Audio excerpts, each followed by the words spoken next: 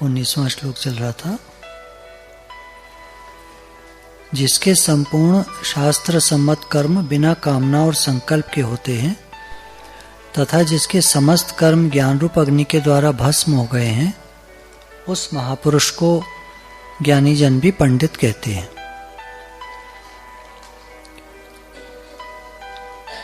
तो पहली बात भगवान ने कहा कि सारे शास्त्र सम्मत कर्म बिना कामना और संकल्प के, मन में एक भी कामना ना हो, संकल्प ना हो, क्योंकि आत्मा में कोई कामना है ही नहीं, आत्मा निष्काम है।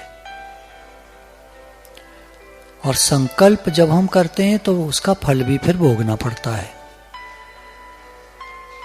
पिछली बार हम लोगों ने देखा कि काफी सूखा पड़ता था तो हमने कहा हरा ही हरा है, हरा ही हरा, काफी लोगों ने संकल्प किया। तो पिछले अभी देखिए कितनी बारिश हुई थी कि बाढ़ें आ गई, बड़ा दिक्कत हो गई। तो संकल्प करना भी बड़ा मुश्किल है। संकल्प करो फिर भरो। तो भगवान कह रहे हैं कि जिसके संपूर्ण शास्त्र सम्मत कर्म, तुम जो कर्म करते हो वो सही करो, शास्त्र सम्मत करो, तुम गड़बड़ सड़बड़ कर्म नहीं करो, कोई कामना मत करो, संकल्प मत करो। तथा जिसके समस्त कर्म ज्ञान रूप अग्नि के द्वारा भस्म हो गए हैं। मैं आत्मा हूं, मैं अकर्ता हूं, मैं कुछ नहीं करता, शरीर से क्रिया होती है, जैसा नाटक लीला में लिखा होगा वैसा होता जाएगा। फिल्म में जो चलती है प्रोजेक्टर में, उसमें प्रारब्ध संस्कार सब भरे रहते हैं, छिपे रहते हैं। हर एक्टर जो सामने आएगा उसका अपना प्रारब्ध होगा, अपने संस्कार होंगे, अपने कर्म, अपनी क्रिया, वो सब करता है वहां हर पात्र। साक्षी जो बैठा देख रहा है, अगर वो कहता है कि ये ठीक है, ये गलत है, तो वो भी कर्म के फल का भागी हो जाता है, वो भी सुखी दुखी होता है। तो जो चल रहा है पिक्चर में उसको चलने दो, तुम उस लीला को दृष्टा बन के देखो। अब जीवन रूपी फिल्म में क्या होता है, बार बार मिल जाते हैं, बार बार मिल जाते हैं, सही है गलत है, इस चक्कर में पड़ जाते हैं, ये ठीक है ये गलत है, इसने ऐसा करा इसने वैसा करा। तो ज्ञान रूप अग्नि के द्वारा भस्म होना क्या है कि हम जान लें ये सब नाटक लीला चल रही है, मैं आत्मा इनसे अलग हूं, निर्लेप न्यारा हूं, निरंजन हूं।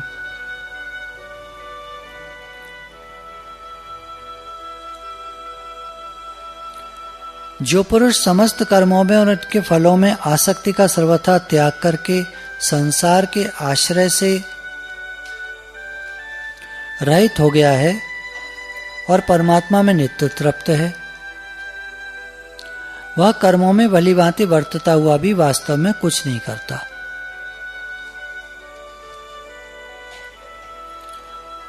अब भगवान कह रहे हैं कि देखो, सभी कर्म और उनके फल में आसक्ति का सर्वथा त्याग कर दो। मैं ऐसा करूंगा, ऐसा नहीं करूंगा, ये आग्रह हुए। आसक्ति हुई, यही करूंगा, यही करूंगा, यही करूंगा, इसके बिना कुछ नहीं करूंगा। गीता पे हाथ रख के कहो कि मैं सच बोलूंगा, झूठ नहीं बोलूंगा। तो कहता है मैं यही करूंगा और यह नहीं करूंगा, ये आसक्ति हो गई। फिर यह फल निकले, सुबह से रात तक काम करते हैं तुम लोग घर वाले, मेरा शुक्राना मानो, देखा मैंने कितना अच्छा किया, तुम लोग तारीफ भी नहीं करते हो। उदाहरण है, हर जगह अप्लाई होता है। अक्सर जो कंपनियों में काम करते हैं वो शिकायत करते हैं कि कंपनी बेकार है, लोग बेकार हैं, यहाँ बिल्कुल ठीक नहीं है, कोई हिसाब किताब नहीं है, सब ऊटपटांग है, बिल्कुल अच्छा नहीं है, जहाँ जाएंगे यहाँ से अच्छा होगा। तो अपने जहाँ कार्य करते हैं उस जगह को पसंद नहीं करते लोग, अक्सर देखा जाता है।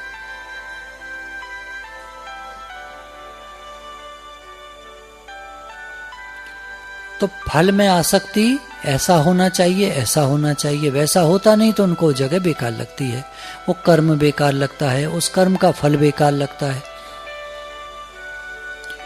ये सब हमारे अहंकार हैं। सारा संसार अहंकार का खेल है। अहंकार ही अहंकार भरा पड़ा है। मैं, आई एम राइट। हर आदमी को बीमारी लगी पड़ी है। चूहा कहता है चूं, बिल्ली कहती है म्याऊं, कुत्ता कहता भाऊ। हर एक को अहंकार है। सास कहती है मैं, बहू कहती है मैं, लड़का कहता है मैं, बेटी भी कहती है मैं। सबको मैं का रोग लगा पड़ा है और कोई किसी की सुनता नहीं। सब परेशान है, सब दुखी है, सब एक दूसरे से, सब तू मुझसे दुखी, मैं तुझसे दुखी, सबका एक सा हाल है।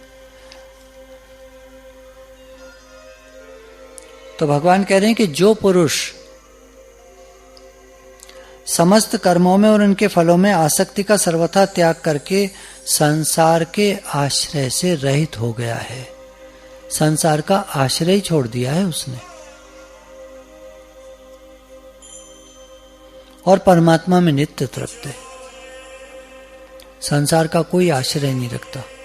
मेरे को यहां से कुछ मिलेगा, कोई मेरी बात मानेगा, कोई मेरी बात सुनेगा। अभी शादी हुई है लड़का लड़की की, मान लीजिए, लड़का कहता है कि बीवी मेरी बात सुनेगी, वो सोचती है कि लड़का मेरी बात सुनेगा। अब दोनों किसी की सुनते नहीं, तो फिर कैसे हो?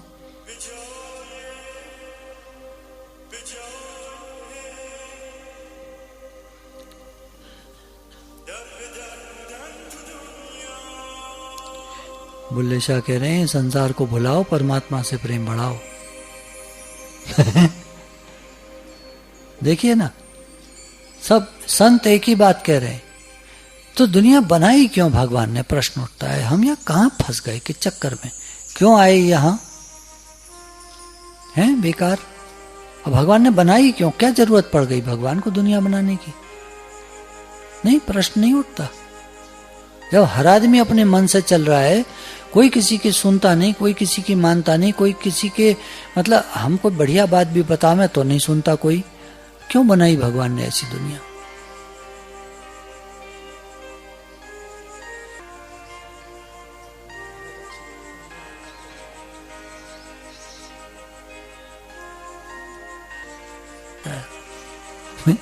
ये क्या बात हुई?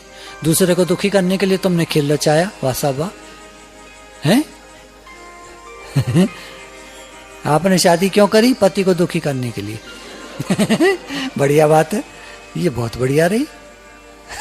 खेल रचाया।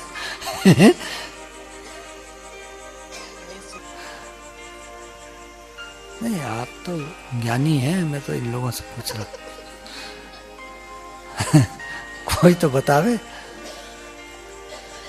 क्यों माता जी लोग रोज रोज आते हैं, क्या सुनते हैं आप लोग?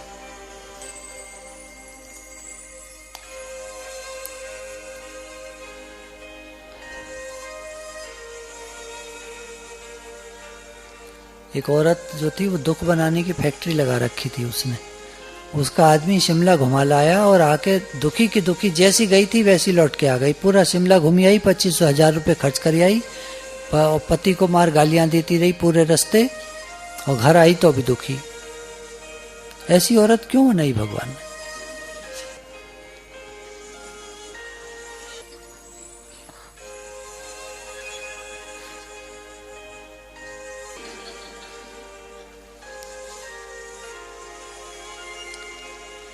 अब भगवान तो अपनी बात कह रहे हैं, बना दी सो बना दी। वो कह रहे हैं मुझे कहते रहो तुम, मैंने तो बना दी तो बना दी। अब उपाय बताता हूं, है ना, उपाय भगवान बता रहे। जो पुरुष समस्त कर्मों में और उनके फल में आसक्ति का सर्वथा त्याग करके, एक, दूसरा संसार के आश्रय से रहित हो गया है, मुझे इसका आधार चाहिए ही नहीं, बना होगा होगा होगा, होता रहो, मुझे नहीं चाहिए कुछ। और परमात्मा में नित्य तृप्त है। अब हमारा प्रेम किधर होना चाहिए कह रहे हैं? परमात्मा से। कह रहे हैं बनाई मैंने बनाई, तुम छोड़ो, तुम जाने दो। मैंने बनाई, क्या कर लोगे? सही बात है, उनने बनाई, क्या कर लोगे? अब उपाय भी तो बता रहे हैं वो। भाई तुमको ये चाहिए कि तुम अपना मन मेरे में लगाओ। हे अर्जुन मन मेरे में रख, 60 बार कह दिया पूरी गीता में। अब नहीं सुनता तो क्या करें? सास जो है सुबह से रात तक बहू को समझाती है कि बेटा रोटी में घी कम लगा, नहीं मानती। पराठे में घी कम लगा, नहीं मानती, पूरा लगाती। कर लो क्या कर लो। भगवान कह रहे हैं हे अर्जुन मन मेरे में रख, तो कह रहे हैं कह रहे अपना पराठा अपने आप बना लो। अरे सास को चाहिए अपना पराठा खुद बना ले, काहे को चाय माय मचा फिरती है, हैं? है जी? रोटी खा लो। एक पराठा ज्यादा घी का हो गया तो अगली तुम रोटी डाल लो, उससे कह दो घी मत लगाइयो, ऐसी दे दे रूखी, बस। नहीं तो कम पे वो कर लो, बैलेंस कर लो। अब चिड़मिड़ सुबह से रात तक घी कम लगा, घी तो बहुत खर्च करती है। 250 रुपए किलो तो कब का हो गया था, 300 होने जा रहा है। कितना है? 300 हो गया। अरे महाराज, हे भगवान, अरे 105 110 तो हम लोग अभी खरीदा करते थे पीछे। नारायण नारायण नारायण। तो भगवान कह रहे हैं परमात्मा में नित्य तृप्त है जो घीवी छोड़ो। अब घीवी छोड़िए आप लोग, परमात्मा में तृप्त हो जाइए। वह कर्मों में भली भांति वर्तता हुआ भी वास्तव में कुछ नहीं करता। अब भगवान कह रहे हैं देखो,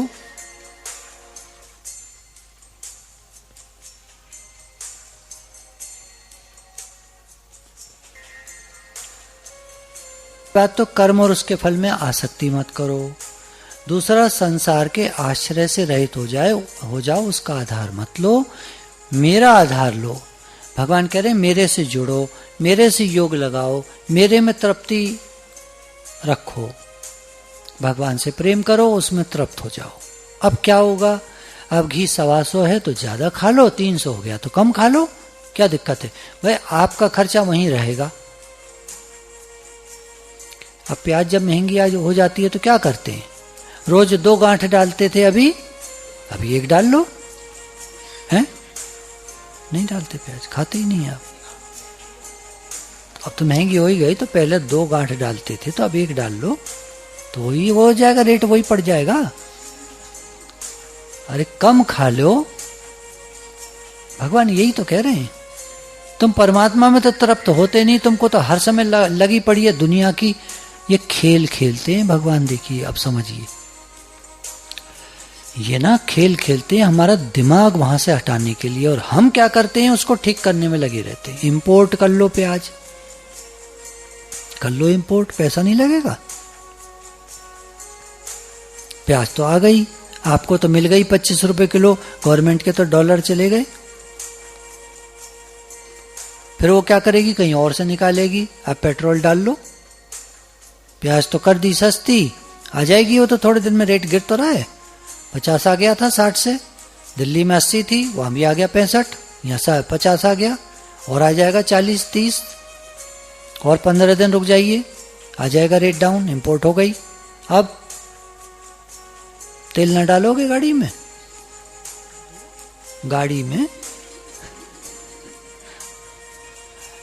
तेल महंगा कर दिया, कर लो, वो तो कहीं से तो निकालेगी, तिल में से ही तेल निकलता है, खल में से थोड़े है, खाद में से थोड़ी निकलता है तेल।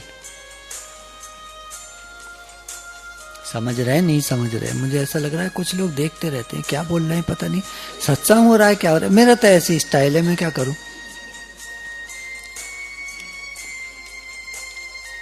मैंने मास्टर से पूछवाया कि तत्व ज्ञान होना चाहिए, मेरे तो ऐसे ही स्टाइल है। तो उन्होंने कहा तुम जैसे चल रहे हो वैसे ही दृढ़ रहो, उसी से चले जाओगे आगे।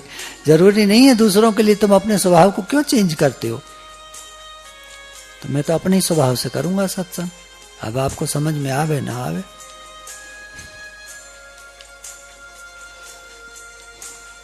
देखिए भगवान ने फौरन मेरी वो ले ली, देखिए मेरी साइड ले ली एकदम। देखिए वह कर्मों में भली भांति बरतता हुआ भी कुछ नहीं करता। कह रहे सिद्धार्थ तुम ऐसे ही करते रहो, कुछ नहीं हो रहा।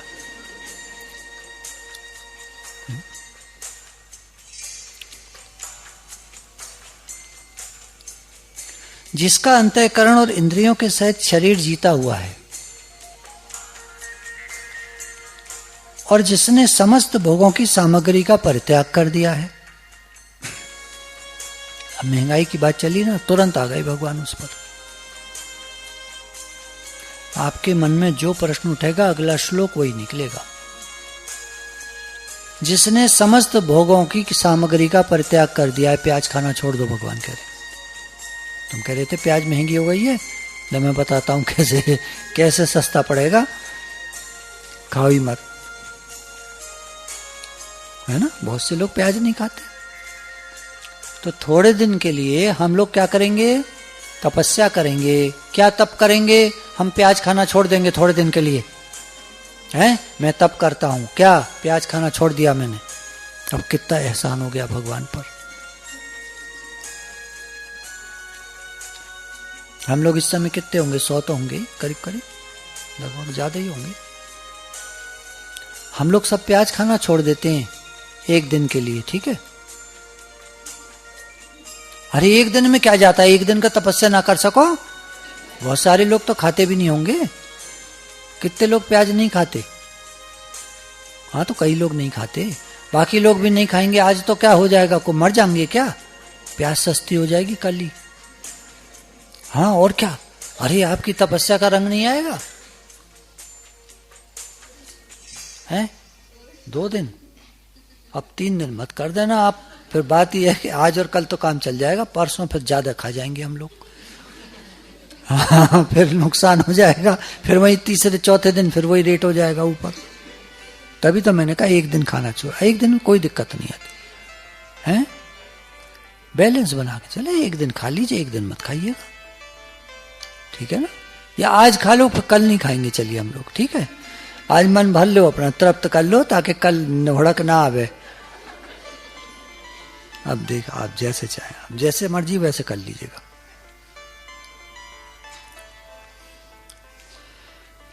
तो जिसका अंतःकरण और इंद्रियों के सहित शरीर जीता हुआ है। अब भगवान कह रहे हैं देखिए जीतने की बात है ना, आज हम प्याज नहीं खाएंगे।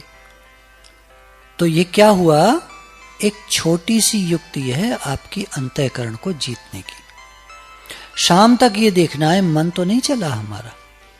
महाराज आज प्याज मत डाल, सुबह खा ली हम लोगों ने, और क्या सुबह पराठे में प्याज डाल के खाई थी हम लोगों ने। तो अब दिन भर बैलेंस कर लेंगे ना। अब आज नहीं खाएंगे, हैं, आज मत डालना सब्जी। तो आज हम लोग प्याज नहीं खाएंगे, ठीक है ना। तो अब क्या होगा, हमारा अंतःकरण की जांच होगी। मन तो नहीं जा रहा उधर, वैसे ना खाते कोई फर्क नहीं पड़ता। अब आज देखना है कि प्याज में मन तो नहीं जाता है। अगर नहीं जाए आपका शाम तक, कल खा लेना, फिर कोई बात नहीं। आज नहीं खाएंगे तो मन तो नहीं जाता प्याज में, देखिएगा। आज ही कच्ची खाने का मन तो नहीं करेगा। वैसे तो रोज नहीं खाते थे, आज सलाद में प्याज काट ले। ये मन बड़ा बदमाश है, इसको जांचिए ना। अरे आप खा लेंगे तो कौन सी आफत आ जाएगी। कोई डॉक्टर ने कहा है या किसी उसने, या कोई आज फलानी माता का व्रत है जो प्याज नहीं खाती, ऐसा तो कुछ भी नहीं है। अरे आप खा लेना, बात वो नहीं है। आप मन को जांचिए। आप मैं मन है, मैं गलत बोले तो आज मैं मन को जांचूं कि मेरा मन जाता तो नहीं है प्याज में। तो आज दिन भर में प्याज नहीं खाऊंगा, ठीक है। धन्यवाद। तो जिसका अंतःकरण इंद्रियों के, इंद्रिय इसमें कौन सी इन्वॉल्व हुई, इंद्रिय जिह्वा, जिह्वा टेस्ट की। अब वो लपलपावेगी प्याज वो करेगी प्याज, प्याज एक उदाहरण ले रहे हैं, इसको आप हर जगह लगा लीजिए। गुरु तो एक उदाहरण से ही समझा सकते हैं ना, अब वो कहां तक हमको उदाहरण देंगे। तो कोई भी एक उदाहरण उन्होंने दिया, हमने बात को समझा। तो ये जो है हम क्या जांच रहे हैं, हम अपने मन को जांच रहे हैं कि इसमें भोगों के प्रति कितनी आसक्ति है। और जिसने समस्त भोगों की सामग्री का परित्याग कर दिया है, तो आज के लिए करके देख लो, फिर और बाद में देखेंगे कभी, कल नहीं, फिर कभी देखेंगे, क्योंकि कल मन बदमाशी करेगा, इतना कंट्रोल में नहीं है हम लोगों का।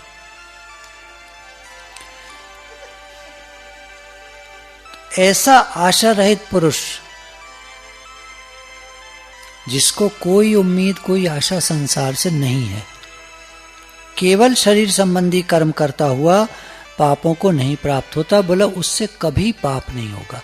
पाप क्या होता है? सबसे पहला पाप होता है अपने को शरीर मानना और शरीर के लिए भोगों की इच्छा करना, आसक्ति करना, राग द्वेष करना, द्वैत भाव में आना, कुत्ते की तरह दूसरा दूसरा देखना,